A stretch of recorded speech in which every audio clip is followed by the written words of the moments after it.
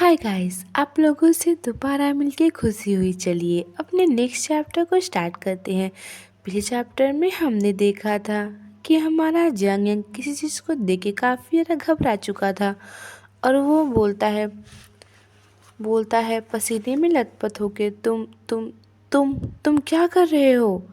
उसके बाद आज का चैप्टर स्टार्ट होता है। हमारा जंग यंग कहता है रोना बंद करो, इस तरह रोना बंद करो। और हम देखते हैं कि हमारा मिंगजू काफ़ी ज़्यादा रो रहा था। उसकी आंखों से बड़ी बड़ी आंसुएं टपक रही थी। दूसरी तरफ हमारा जांग यांग तो बेचारा घबरा चुका था। घबराते हुए कहता है रोना बंद करो, इस तरह रोना बंद करो। लेकिन दूसरी तरफ हमारा मिंगू तो बस रोए ही जा रहा था। उसके बाद वो पलटता है और अपने आंसुओं को पूछता है और वहाँ से जाने लगता है। दूसरी तरफ हमारा जांगयांग तो अपने हाथों को बढ़ाता है हमारे मिंगजू को रोकने के लिए, लेकिन उसका चेहरा तो देखो।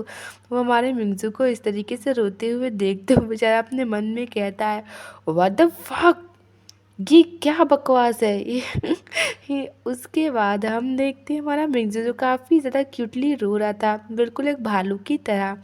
दूसरी तरफ हमारा जांग यांग कहता है अगर अगर तुम इसी तरह रोते रहे ना तो मैं तुम पर हंसूंगा।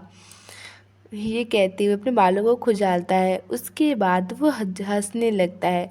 वो झूठ मूठ का हंसने लगता है, तेज तेज कहता है हा हा हा, बेवकूफ़ मॉन्टर रो रहा है, हे भगवान कितना मज़ेदार है, हा हा। ये कहते हुए काफ़ी ज़्यादा रो रहा था। उसके बाद वो ऐसे हंस रहा था। उसके बाद जब वो देखता है कि हमारे मिंगजू पे कोई भी प्रभाव नहीं पड़ा, तो उसके बाद वो फ़ोन को निकाल के फ़ोन पे पॉइंट करता है और कहता है मैं ये बात पूरी दुनिया में बताऊंगा। और वो काफ़ी ज़्यादा हंस रहा था, लेकिन उसकी हंसी बस कुछ देर बाद ही ख़त्म हो जाती है क्योंकि हमारे मिंगजू पे कोई भी प्रभाव नहीं पड़ रहा था। वो अभी भी बस रोए ही जा रहा था। तो हमारा जंगिंग लंबी सी सांस छोड़ता है और कहता है ठीक है, अगर अगर दोबारा हुआ तो मैं आपको बता दूंगा।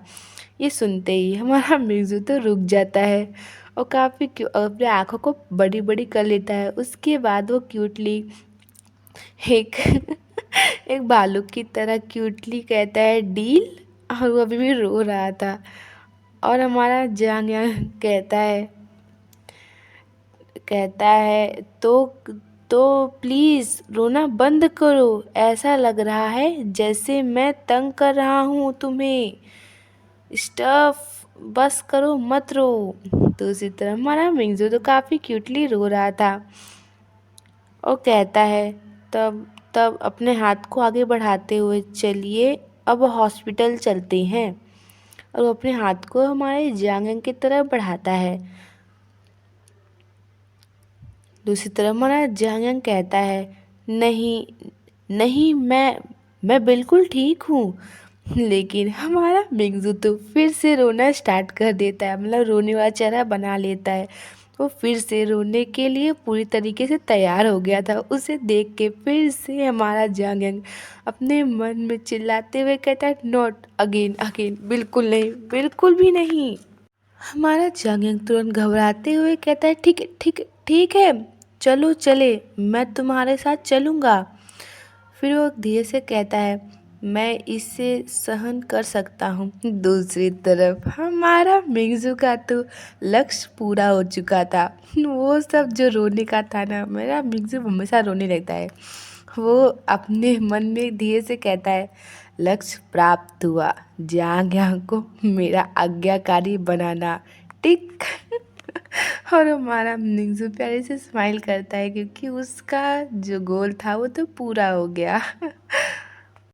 उसके बाद सीन शिफ्ट होता है। हम देखते हैं हॉस्पिटल का सीन, जहाँ पे हमारा मिंगजू कहता है क्योंकि तुम अपने घर वापस नहीं जा सकते तो क्यों ना मेरे साथ आकर रहो।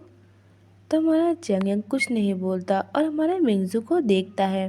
तो हमारा मिंगजू हमारे जंगयांग की तरफ मुड़ता है और कहता है तुम यहाँ से क्यों नहीं चले जाते, मतलब तुम यहाँ से चल क्यों नहीं रहे हो।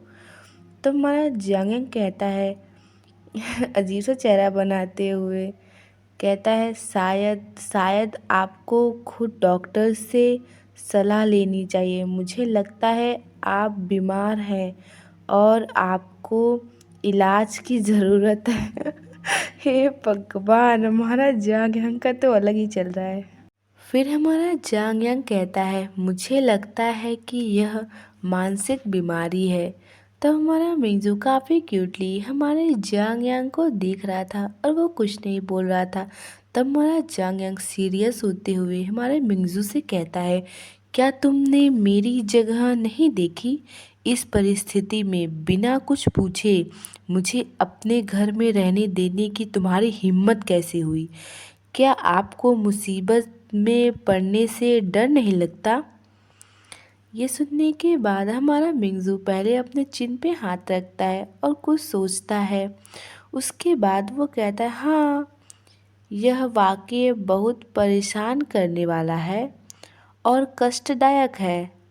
लेकिन तब वो स्माइल करता है। स्माइल करते हुए हमारे जांग यांग को कहता है, अगर तुम खुद ही समस्या होते तो आपका स्वागत है।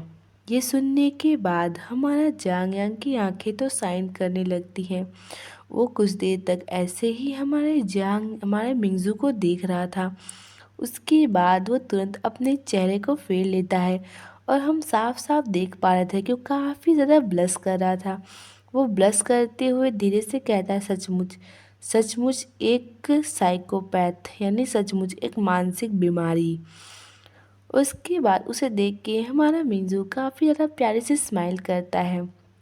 उसके बाद अपने हाथों को आगे बढ़ाता है और हमारे जांग यांग से कहता है, बस मेरे घर आ जाओ, ठीक है? ये कहते हुए हमारा मिंजू काफ़ी प्यारे से स्माइल करता है। हमारा जांग यांग पहले उसे गौर से देखता है। उसके बाद वो भी अपने हाथों को आगे बढ़ाता है और अपने मन में कहता है, खैर, क्योंकि उन्होंने ऐसा कहा है तो मुझे लगता है कि मैं इसी में संतुष्ट हो सकता हूँ। हमारा जांग यांग हमारे मिंजू को इसलिए मना कर रहा था क्योंकि उसके घर पे लोन सार्क वाले आए थे और अगर हमारा जांग यांग हमारे मिंजू के घर पर जाएगा तो हमारे मिंजू को काफ़ी ज़्यादा परेशानियों का सामना करना पड़ेगा। इसलिए हमारा जांग यांग मना कर रहा था कि मैं तुम्हारे घर नहीं जाऊंगा। लेकिन दूसरी तरफ हमारे मिंजू इतना प्यारे से स्माइल करके बोलता है कि अगर वो मुसीबत तुम हो तो तुम्हारा स्वागत है। ये सुन के हमारे जांग यांग को काफ़ी अच्छा लगा। इस वजह से वो अपने जाने के लिए हमारे मिंगजू के साथ तैयार हो गया था। वो अपने हाथ को आगे बढ़ा ही रहा था कि उसके फ़ोन में उसके बैग से फ़ोन की रिंग आती है। तो अब हमारा जांगिंग अपने हाथों को वापस ले लेता है फ़ोन को उठाने के लिए। तब हमारा मिंगजू काफ़ी क्यूटली अपने हाथों को देखता है और उसके दो भालू के 2 ईयर्स भी आ गए थे। वो काफ़ी क्यूटली अपने हाथ को देखता है और कहता है, बस ऑलमोस्ट, लगभग।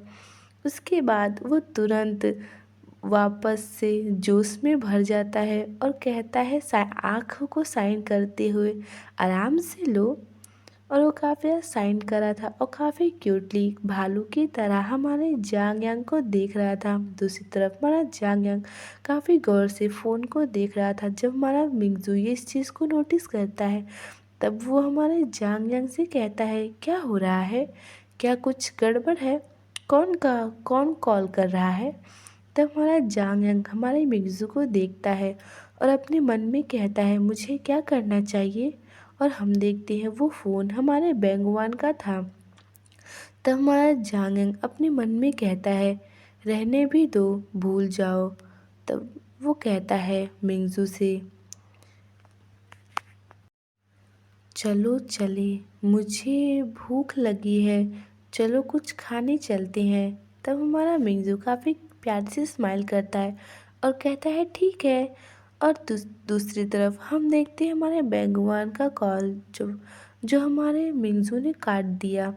और दूसरी तरफ हम देखते हैं बैंगवान को जो खींच के पंच अपने सामने वाले शीशे पे मारता है और शीशा टूट जाता है क्योंकि फ़ोन में बता रहा था क्षमा करें, आपने जिस नंबर पर कॉल किया है वह व्यस्त है, कृपया बाद में पुनः प्रयास करें। ये कहते हुए फ़ोन कट जाता है और हमारे बेंगवन काफ़ी ज़्यादा गुस्से में था और अपने मन में और कहता है, कितनी झंझट है, मुझे क्या करना पड़ेगा ताकि तुम मुझसे दोबारा बात करो। ये कहते हुए वो शीशे पे पंच मारता है और शीशा टूट जाता है और हमारे बेंगवन के हाथों में काफ़ी ज़्यादा चोट लग जाती है।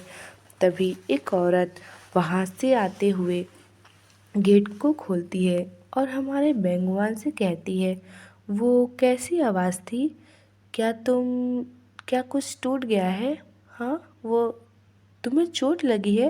वो औरत जब हमारे बेंगवान के हाथों में इतने सारे खून को बहते हुए देखती है तो काफ़ी ज़्यादा घबरा जाती है और घबराते हुए हमारे बेंगवान के हाथों को पकड़ लेती है और कहती है, बेंगवान तुम क्या कर रहे हो? तुम्हें तुम्हा तुम्हें खून बह रहा है।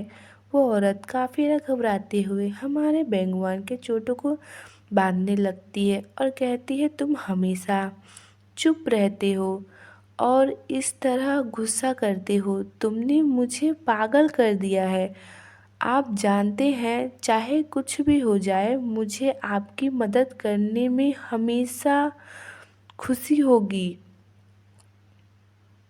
और वो औरत पट्टी बांध रही थी। तब हमारा बेंगुआन कहता है उस औरत को देखते हुए, मैं जांग यांग से मिलना चाहता हूँ। हमारे बीच कुछ गलतफहमियाँ हो सकती हैं। वह वह मुझसे मिलना नहीं चाहता। क्या आप मेरी मदद कर सकती हैं माँ? तुम तुम उसके साथ बहुत अच्छा व्यवहार करती थी तो तुम्हें ठुकराएगा नहीं। फिर सीन शिफ्ट होता है। हम देखते हैं हमारे मिंगजू के घर पर जहाँ पे हमारा जांगयंग कहता है, मॉनिटर मॉनिटर। तब हमारा मिंगजू काफ़ी क्यूटली गेट से झांकते हुए पॉप अप होते हुए कहता है, हूँ। तब हमारा जांगयांग जो अभी अभी शावर से बाहर आया था, अपने बॉटम पे एक टॉवल लपेटे हुए और दूसरे टॉवल से अपने बाल को पोंछते हुए बाहर आता है और वो काफ़ी हैंडसम लग रहा था और उसे देख के तो हमारा मेंजू काफ़ी ज़्यादा ब्लश करने लगता है। और दूसरी तरफ हमारा जांगयांग कहता है, मैं अपने कपड़े लाना भूल गया, तो क्या तुम मेरे कपड़े ला सकते हो? फिर वो अपने मन में कहता है, अकेले रहने पे ये काफ़ी आसान होता है। दूसरी तरफ हमारा मिंगजू जो हमारे जांगयांग को इस तरीके से हाफ नेकेड देख के तो वो अपने सलाइवा को गल्फ करता है। वो काफ़ी ज़्यादा ब्लश करते हुए हमारे जांगयांग को देख रहा था।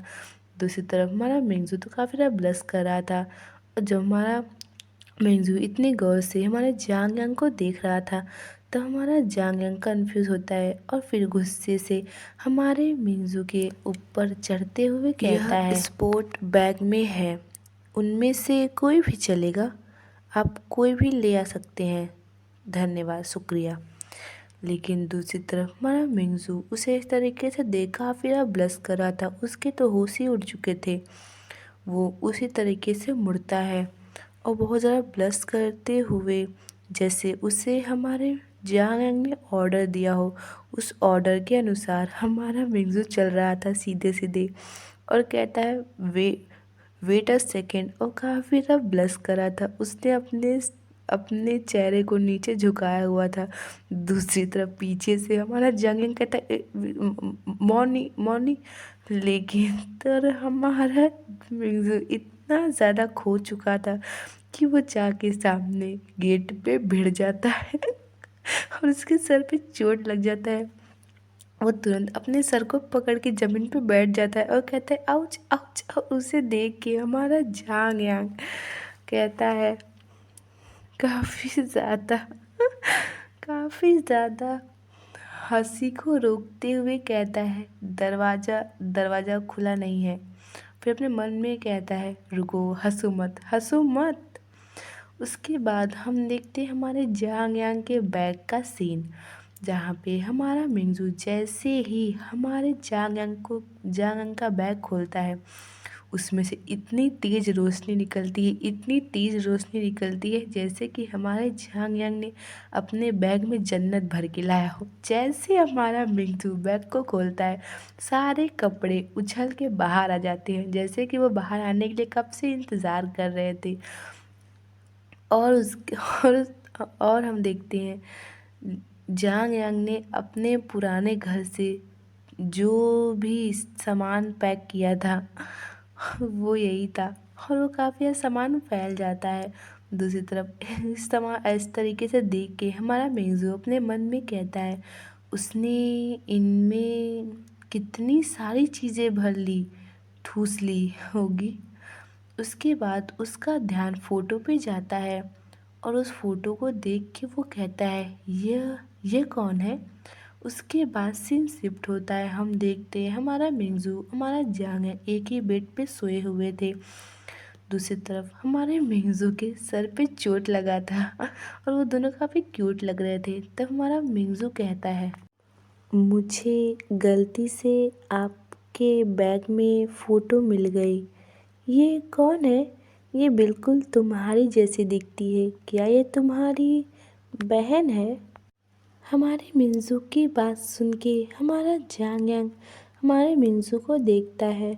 उसके बाद हमारा जांग यांग धीरे से कहता है, माय मदर, मेरी मेरी माँ है। ये सुनने के बाद हमारा मिंजू तुरंत एक्साइटेड होते हुए हमारे जांग यांग से कहता है, वह बहुत यंग दिख रही हैं। मुझे यकीन है कि उन्हें सूरजमुखी का फूल काफ़ी ज़्यादा पसंद होगा। तो हमारा जांग यांग हमारे मिंगजू की बात सुनता है। उसके बाद वो हमारे मिंगजू से कुछ नहीं कहता। उसके बाद हमारा मिंगजू कहता है, क्या आपको पता है कि सूरजमुखी को जांग यांग फूल भी कहा जाता है? वह आपसे बहुत प्यार करती हैं। यह एक चीनी शब्द है। तब हमारा जांग यांग कहता है, अगर अगर मैं तुमसे कहूँ कि वह मुझसे इतनी नफ़रत करती थी कि उसने आत्महत्या कर ली तो क्या तुम मेरी बात पर विश्वास करोगे? ये सुनते ही पहले हमारा मिंजू शॉक्ड हो जाता है, उसके बाद उसका फेस गुस्से वाला हो जाता है और वो कहता है, क्या? तब हमारा जांग यांग हमारे मिंजू को देखता है। उसके बाद वो कहता है, मैं मजाक कर रहा था। क्या तुम इसे गंभीरता से ले रहे हो, मूर्ख? ये सुनने के बाद हमारा मिंगजू थोड़ा गुस्से में कहता है, दोबारा ऐसा मजाक मत करना, यह बिल्कुल भी मज़ेदार नहीं है। ये सुनने के बाद हमारा जांग यांग हमारे मिंगजू को देखता है और देखते हुए कहता है, मुझे आपकी बात समझ नहीं आई। उसके बाद हमारा जांग यांग फिर कहता है, ईमानदारी से कहूँ तो मुझे तो शुरू से ही तुम जैसे लोग बिल्कुल भी पसंद नहीं थे और मुझे लगता था कि तुम भी मुझसे नफ़रत करते थे। और हमारा मिंजू काफ़ी ध्यान से हमारे जांग यांग की बातें सुन रहा था। तब हमारा जांग यांग कहता है उसे और अपने आप को कंपेयर करते हुए, आप एक कुलीन व्यक्ति हैं और आप बहुत धनी हैं।